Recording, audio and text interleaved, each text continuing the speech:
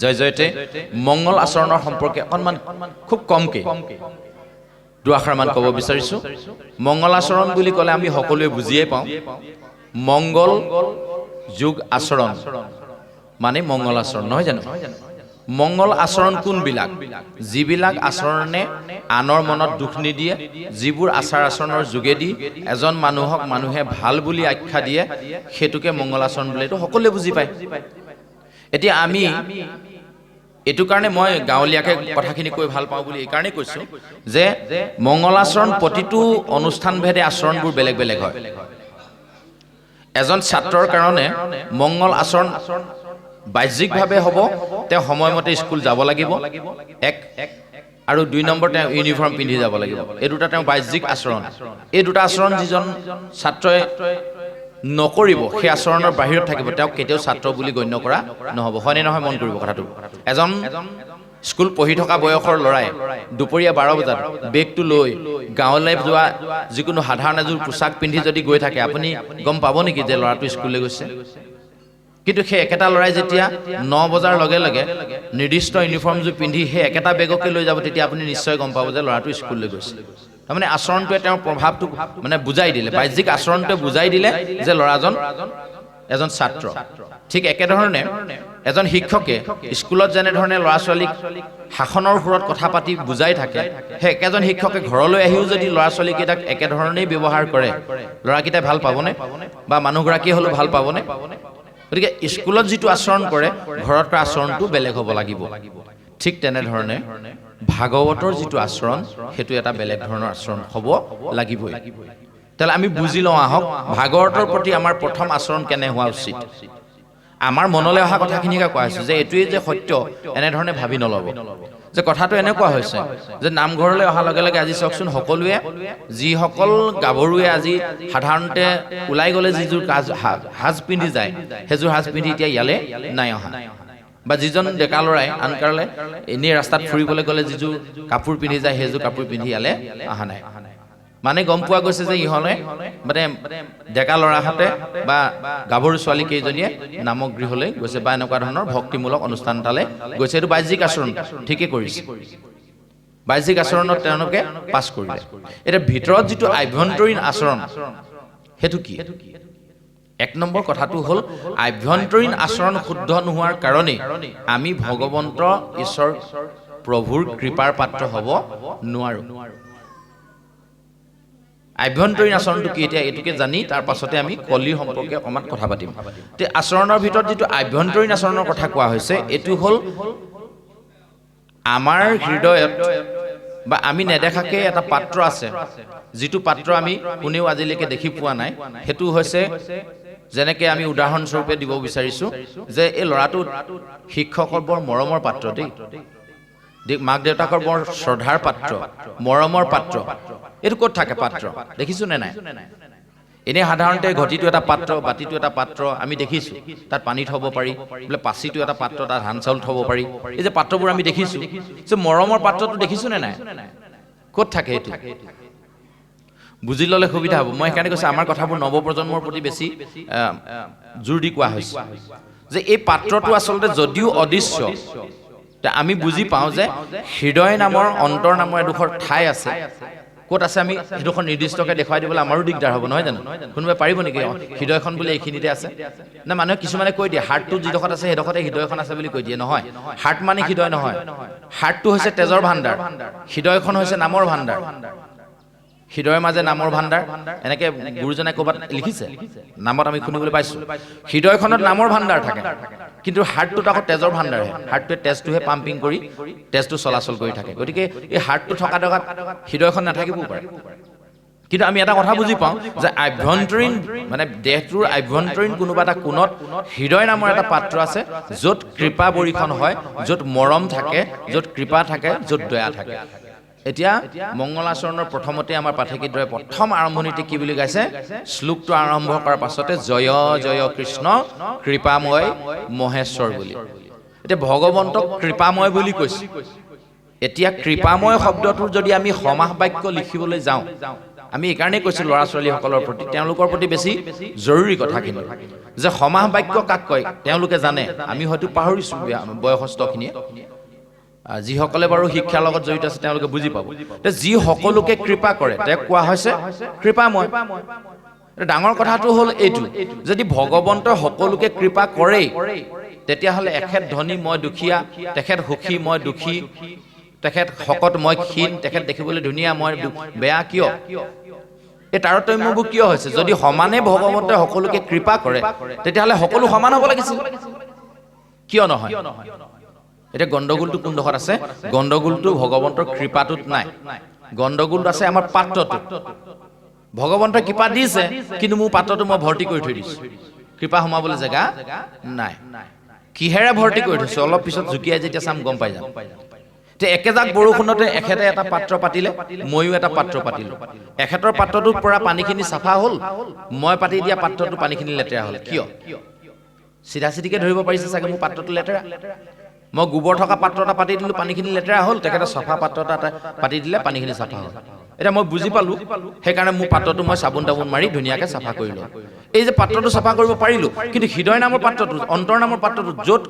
কৰুণা কৃপা দয়া মৰম থাকে সেইটো কেনেকৈ চাফা কৰিম চাফা কৰা পদ্ধতিটো আমি জানিব লাগিব এই পদ্ধতিবোৰ নাজানিলে মংগল আচৰণ কেতিয়াও শুদ্ধ নহয় আৰু ভগৱন্তৰ কৃপা কেতিয়াও তাত বৰিখন নহয় বা কৃপা পৰিলেও আপুনি ধৰি ৰাখিব নোৱাৰিব ইয়াৰ মূল কাৰণটো কি হৈছে জানেনে যাৰ মনত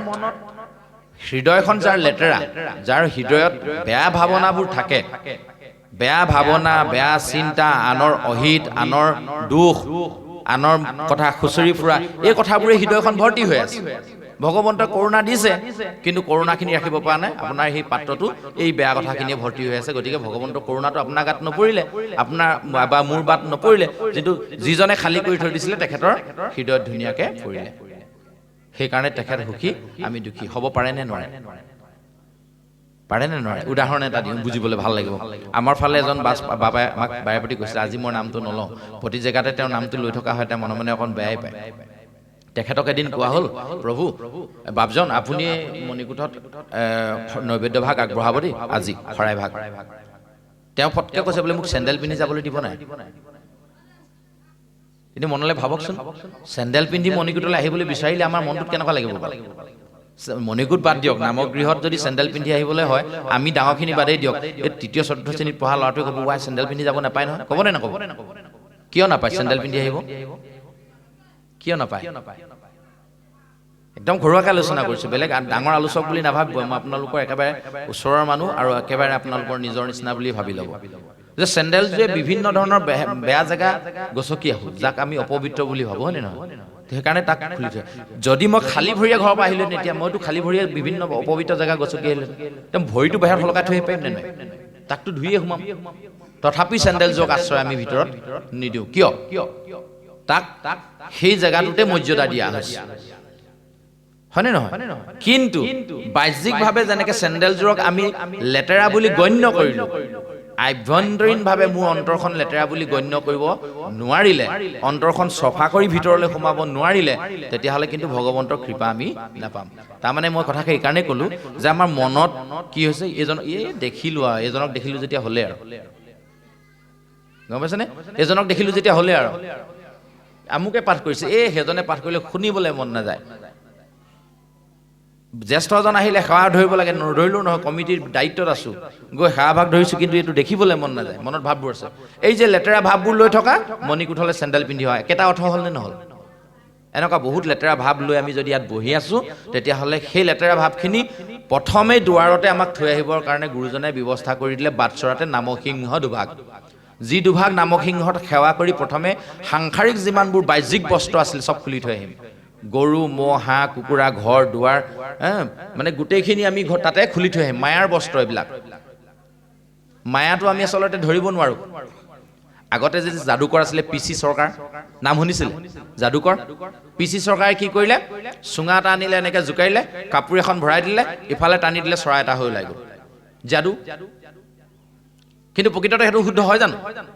কাপোৰখনৰ পৰা চৰাইজনী হৈছে সেইটো শুদ্ধ হয় জানো নহয় যাদু কিন্তু এই গোটেই সংসাৰখনক যাদু কৰি চলাই লৈ ফুৰিব পৰা এটা ঐশ্বৰিক শক্তি আছে কোনটো জানেনে বুজিবলৈ টান নিচিনা লাগিলেও কথাটো সঁচা আপুনি কেতিয়াবা খুব চিধা চিধি ৰেল লাইন এটাত খাৰা হৈ হিটো মূৰলৈ চাবচোন যেন আপুনি চকুৰে মনিব নোৱাৰা যিডোখৰতে হৈছে সেইখিনিতে যেন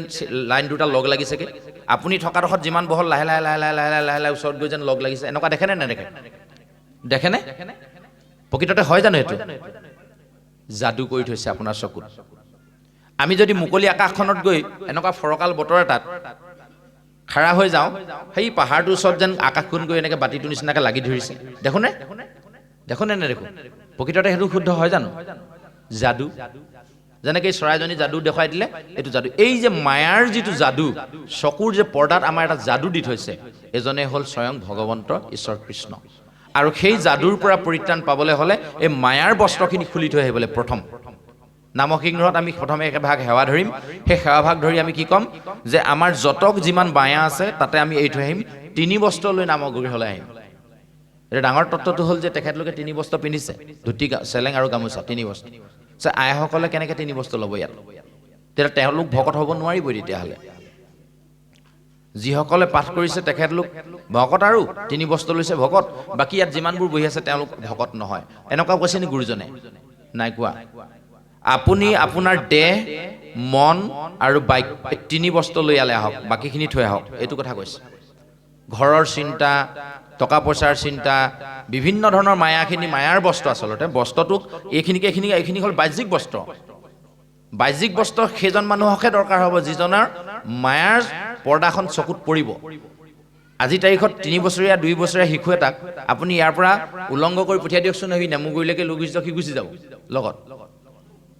যাবনে নাযাব সেইটো আমাক পাৰিব আমিবোৰ সম্ভৱ হ'ব নি যিদিনাই আমাৰ চকুত মায়াৰ বস্ত্ৰটো আহি গ'ল সেইদিনাৰ পৰা আমি কোনো কাৰণত কাপোৰ সম্পূৰ্ণ খুলিব নোৱাৰা হৈ থাকিলোঁ যে মায়াৰ বস্ত্ৰ আমাৰ ওচৰতহে আছে গতিকে সেই মায়াটো আমাক এৰি থৈ আহিবলৈ কৈছে নামগৃহৰ বাহিৰতে থৈ আহিবলৈ কৈছে কেৱল কায় মন বাইক তাৰমানে নামগৃহত আছোঁ যেতিয়া মোৰ দেহটো ইয়াতে থাকিব লাগিব মনটো কেৱল মাত্ৰ ভগৱন্তত নিমগ্ন হৈ থাকিব লাগিব কথা কেৱল মাত্ৰ আমি ভগৱন্তৰহে পাতিব লাগিব এই সময়খিনিত এতিয়া আমি নিজক সুধো আহক কালিৰে পৰা আমি কেৱল মাত্ৰ ভগৱন্তৰ কথা পাতিছোঁ নে বিভিন্ন কথা পাতিছোঁ তেতিয়াহ'লে মোৰ পাত্ৰটোত ভগৱন্তৰ কথাই পৰি আছে নে বিভিন্ন কথাৰে ভৰ্তি হৈ আছে তেতিয়াহ'লে পাত্ৰটো যদি মোৰ খালী হোৱা নাই ভগৱন্তৰ কৃপা সোমাব ক'ত ভগৱন্তৰ কৃপাৰ পাত্ৰ আমি হ'ব পাৰিম নে নোৱাৰিম এইবোৰ হ'ল মংগল আচৰণ গতিকে আচৰণৰ যোগেদি আমি এই কথাখিনি শিকি ল'ব লাগিব আৰু আমি ভগৱন্তৰ কৃপাৰ পাত্ৰ হ'বলৈ হ'লে ভগৱন্তৰ কৃপাৰ য'ত পৰে সেই পাত্ৰটো আমি প্ৰথম চফা কৰি ল'ব লাগিব গুৰুজনাই তাৰ কাৰণে উৎকৃষ্ট এটা উপায় দিলে শ্ৰৱণ কীৰ্তন নামৰ 2 চাবোন দিলে যি 2 চাবোনেৰে আমি আমাৰ অন্তৰখন চাফা কৰিব পাৰিম হৃদয়খন চাফা কৰিব পাৰিম কৈছে নহয় গুৰুজনে ইৰাম কৰ্ণপথে ভকতৰ হিয়াত প্ৰৱেশী হৰি দুৰ্বাসনা হৰে সমস্তয় যেহে নহৰত কালে জলে ৰজতে কমল স্বভাৱতে নিৰ্মল কৰয় মাধৱ পুৰুষে ইমান ধুনীয়া কৈছে যে কাণৰ ফুটাইদি ভগৱন্ত সোমাই আপোনাৰ হৃদয়ত যিমান লেতেৰা আছে চাফা কৰি দিব সোমাবলৈ ৰাস্তাটো আমি দিবও লাগিব নহয় এতিয়া আকৌ আমাৰ মানুহে বিশ্বাসে কৰিবলৈ টান পাব কাণৰ ফুটাই দি ভগৱন্ত সোমাব পাৰে নি কৰ্ণপথে ভকতৰ হিয়াত প্ৰৱেশী হৰি ভগৱন্তৰ কথা কৈছে ভগৱন্তৰ কাণৰ ফুটাই দি আমাৰ হিয়াত প্ৰৱেশ কৰিব পাৰে এইটো শুদ্ধ হয় জানো এনেকুৱা লাগে কিন্তু প্ৰকৃততে এইটো সঁচা কাণৰ ফুটাই দি যদি ভগৱন্ত সোমাব নোৱাৰে তেতিয়াহ'লে কাণৰ ফুটাই দি বিভিন্ন শব্দ সোমাই আপোনাক ক্ৰিয়াও কৰিব নোৱাৰিব শব্দই আমাক ক্ৰিয়া কৰে নে নকৰে টেষ্ট কৰি চাওঁ আহক আৰু কেইদিনমানৰ পিছত গৰম দিন আহিব আঘোণ মাহত পথাৰত ধান দাবলগীয়া হ'ব আইসকলে মনলৈ ভাৱটো আনকচোন খুব ৰ'দ দিছে কি খাওঁ কি নাখাওঁ লাগিছে হেন সময়তে আপোনালোকৰ ঘৰৰ পৰা ল'ৰাটোৱে হওক ছোৱালীজনীয়ে হওক বাপজনীয়ে হওক ৰবাব টেঙা এটাই চুকা টেঙা এটাই নিমখ জলকীয়াৰ সৈতে খুব ধুনীয়াকৈ কলপাত এখিলা কাটি লৈ গৈছে কথাষাৰ মনলৈ আনকচোন বাৰু জিভা পানী আহিবই পায় কাৰোবাৰ হয়নে নহয় যদি শব্দটোৱে যদি টেঙা এই টেঙা শব্দটোৱে ক্ৰিয়া কৰিলে কাৰণে জিভাইদি পানী ওলাই আহিল মই কাৰোবাক টানকৈ কিবা এষাৰ কথা ক'লোঁ কথাষাৰে তেওঁক হৃদয়ত গৈ ক্ৰিয়া কৰিলে কাৰণে চকু পানী ওলাই আহিলে নহ'লেতো মই আছিলোঁ ইয়াত তেওঁ আছিলে তাত দুখ কেনেকৈ পালে তেওঁতো মই মৰাও নাছিলোঁ ন যে এই যে বাক্যই যিটো হৃদয়ত ক্ৰিয়া কৰে সেই ক্ৰিয়াৰ যোগেদিয়ে মনৰ ভাৱনাবোৰ সৃষ্টি হয় ভগৱন্তৰ কথাও হৃদয়ত যদি তেনেকৈ সোমাবলৈ আমি সুবিধাকণ কৰি দিওঁ তেতিয়াহ'লে ভগৱন্তৰ কথাই আমাৰ হৃদয়ত ক্ৰিয়া কৰিব আৰু যিমানবোৰ লেতেৰা আছে উলিয়াই পেলাই দিব চাফা হৈ যাব এইটো কৈ আছে শ্ৰৱণ এতিয়া আমি শুনো নে নুশুনো এতিয়া ডাঙৰ কথা এতিয়া শুনা কথাটো মই যোৱাকালিও ক'ৰবাত কৈছোঁ একেখিনি কথাকে কোৱা হৈছে তথাপিও ক'বলগীয়া হৈছে কেলৈ অঞ্চলটো অলপ বেলেগ হৈছে আমি যোৱাকালি পৰহি হিলাসকল লাহন গাঁৱৰ ফালে এই কথাখিনি কৈছিল যে আমাৰ ঘৰতে ভাগত এভাগী পাঠ কৰিবলৈ ল'লে দেউতাই ক'লে আমাৰ ঘৰত ঠগা নাই ঠগাখন ইহঁতৰ ঘৰত আছে লৈ গৈ যা মই ক'লোঁ মই নোৱাৰোঁ দেউতাই ভাইটিক ক'লে তই লৈ গৈ যা সি লৈ আহিলে এতিয়া আপোনাৰভাৱে কওকচোন মই দেউতাৰ কথা শুনিলোঁ নে নুশুনিলোঁ দেউতাই মোক ঠগাখন আনিবলৈ কৈছিলে মই ক'লোঁ মই নোৱাৰোঁ মই দেউতাৰ কথা শুনিলোঁ নে নুশুনিলোঁ কওক বাৰু নুশুনিলোঁ বুলিয়ে ক'ব নুশুনাকেনো মই কেনেকৈ ক'লোঁ মই নোৱাৰোঁ বুলি মইতো শুনিছিলোঁ ন তাৰমানে শুনা মানে পালন কৰা এই কথাটো চবৰে উপলব্ধি হৈছে নহয় এতিয়া নিজক সোধক আমি নিজে কিমান পালন কৰোঁ শাস্ত্ৰৰ কথা তেতিয়াই উত্তৰটো ওলাই পৰিব কথাবোৰ টান হৈ যায় ক'বলৈ টান হৈ যায় নিজৰ গালে যেতিয়া টানি আনো নহয় তেতিয়া দুখ পাই যাওঁ কষ্ট পাই যাওঁ আৰু মই নিজক কষ্ট পাবৰ কাৰণে এই কথাবোৰ কওঁ আপোনাৰ হ'বৰ কাৰণে নহয় কথাবোৰ মোৰ কাৰণে তে আপোনাৰ হ'বক এই কথাখিনি কৈ অলপ পিছতে যদি মই তাৰ ব্যৱহাৰ ব্যতিক্ৰম বিপৰীতটো কৰি দিওঁ তেতিয়াহ'লে মোৰ স্বৰূপটো ওলাই পৰিব গতিকে মই যদি আপোনাৰ হ'বত কওঁ যে মই এইবোৰ নাখাওঁ নহয় তামোল চামোল খাবলৈ মই এৰি দিলোঁ দুদিনৰ পিছত দেখিছে আপোনালোকে মই তিনিআলিত নেমুগুৰিত তামোল কিনি খাই আছোঁ তেতিয়াহ'লে মোৰ লাজ লাগিব নে নালাগিব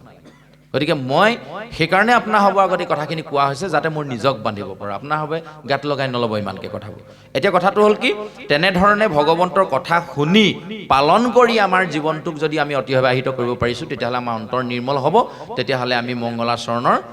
এই কথাকেইটালৈ আগবাঢ়ি যাব পাৰিম এক নম্বৰ গতিকে এই আচৰণখিনি আমি আজিৰ পৰা শুদ্ধ কৰিম এনেকুৱা ধৰণৰ বহু আচৰণ আছে মই মাত্ৰ কৃপাময় শব্দটোৰ কথাই কৈছোঁ তাৰ পাছতে দ্বিতীয় জোকা পদত গুৰুজনে আকৌ কৈছে যে নমো নমো মধুমূৰ ৰিপু মহাহৰি অন্তে জুতময়াতি হৈ যা কস্মৰি নমো নমো মধু মূৰৰ ৰিপু মহাহৰি বুলি ক'লে মধু আৰু মূৰ নামৰ দুটা ৰিপুক দমন কৰিছিলে এই কথাটো আমি ক'তো শুনিবলৈ পোৱা নাছিলোঁ যদি দেখিছিলোঁ যে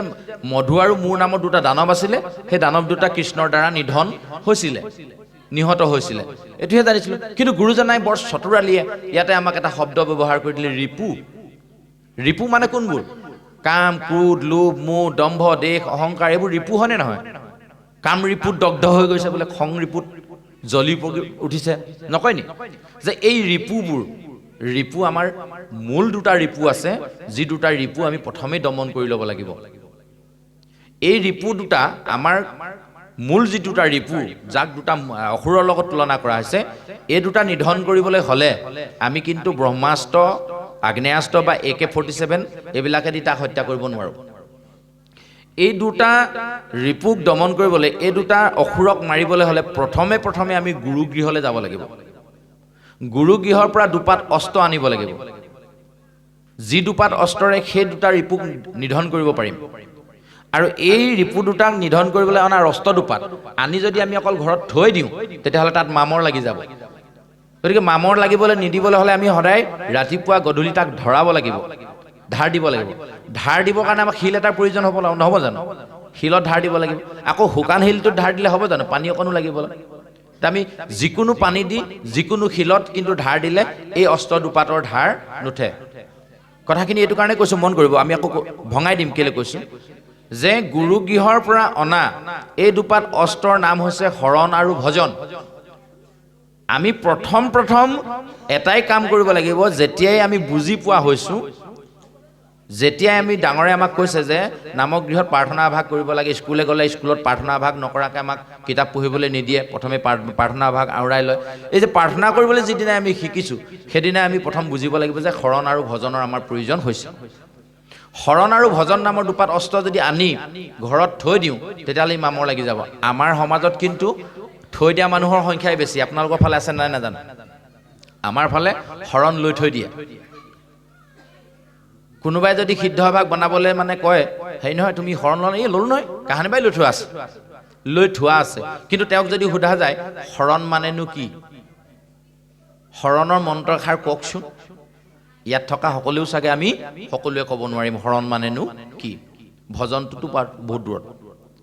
হয়নে নহয় গতিকে আমি ধাৰ দিয়া নাই আচলতে এজন মানুহক কোৱা হ'ল বোলে নহয় হেৰি নহয় আজিচোন আপোনাৰ ONGCত চাকৰি কৰা আজি 20 বছৰে হ'ল গাড়ী এখনো লোৱা নাই দেখিলোঁ চলোৱা নাই দেখিলোঁ ল'লোঁ নহয় 10 বছৰমান হ'ল গাড়ী এখন লোৱা গম নাপায় নি বোলে চলোৱা দেখাই নাই না গেৰেজতে আছে এখন গাড়ী কিবা মূল্য আছে 10 বছৰ দিন গেৰেজত সোমাই থকা গাড়ীখন লোৱাৰ কিবা মূল্য আছে নি কোনো দিন যদি ব্যৱহাৰেই নহয় এই শৰণ বোলা বস্তুটো একেই হৈছে আমি ল'ব লাগে কাৰণে লওঁ আমাক মা দেউতাই ক'লে তোৰ এতিয়া বিয়া বাৰু বয়স হৈছে এই শৰণটো লৈ ল নহ'লে আকৌ ভকতে তহঁতৰ দ্বাৰা চাহ তাহ নাখাব নহয় চাহ নাখালে কাৰণেহে আমি শৰণ ল'লোঁ তাৰমানে এইটো চাহৰহে শৰণ মন কৰিবচোন হয়নে নহয় তাৰপাছত আকৌ ভজন নল'লে সিদ্ধমুঠি নল'ব নহয় ভকতে আমাৰ পৰা গতিকে ভাতৰ শৰণ ভাতৰ ভোজনটো ল'লোঁ চাহৰ শৰণ ভাতৰ ভোজন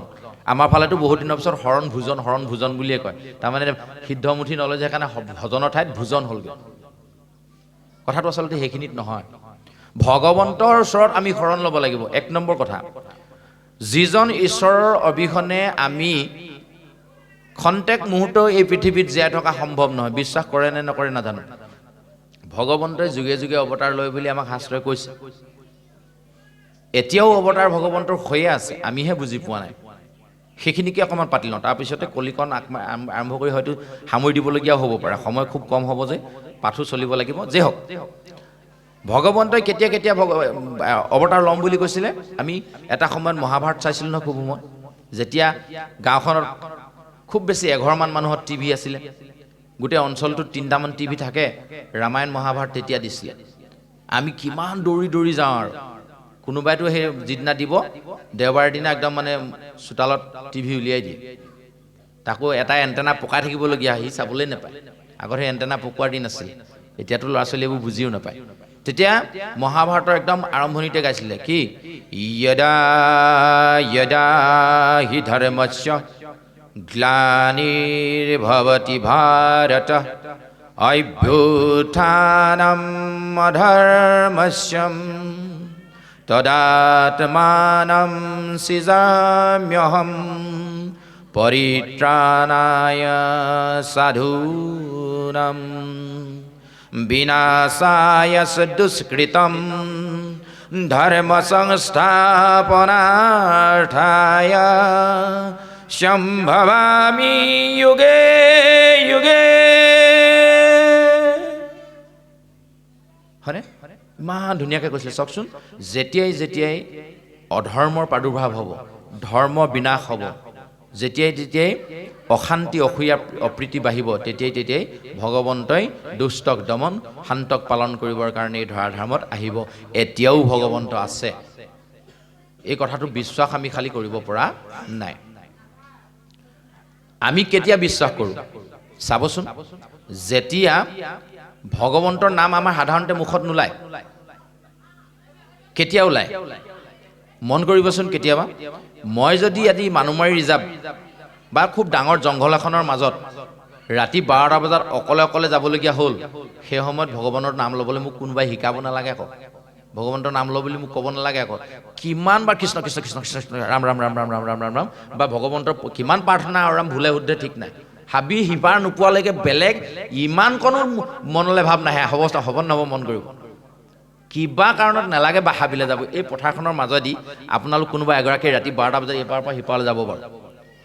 এপাৰৰ পৰা সিপাৰ কেতিয়া গৈ গম পালেগে আপুনি গম নাপাব আৰু সিমান বাৰ আপুনি ভগৱন্তৰ নাম লৈ থাকিব যিমান বাৰ আপোনাৰ ইয়াত সময়খিনি দৰকাৰ হয় যিমান খোজ আপুনি ইয়াত দিব ল'বনে নল'ব ভাবকচোন এবাৰ মনলৈ কিন্তু যেতিয়া আমি সুখত থাকোঁ যেতিয়া আনন্দত থাকোঁ যেতিয়া বিয়া ঘৰত থাকোঁ যেতিয়া খেল এখন চাই থাকোঁ যেতিয়া চিৰিয়েলখন চাই থাকোঁ তেতিয়া ভগৱানলৈ মনত পৰে নি আমাৰ গতিকে আমি যেতিয়ালৈকে নিজক সংশোধন নকৰিম তেতিয়ালৈকে কিন্তু আমাৰ কোনো কাৰণত ভগৱন্তৰ কৃপাৰ আমি পাত্ৰ হ'ব নোৱাৰিম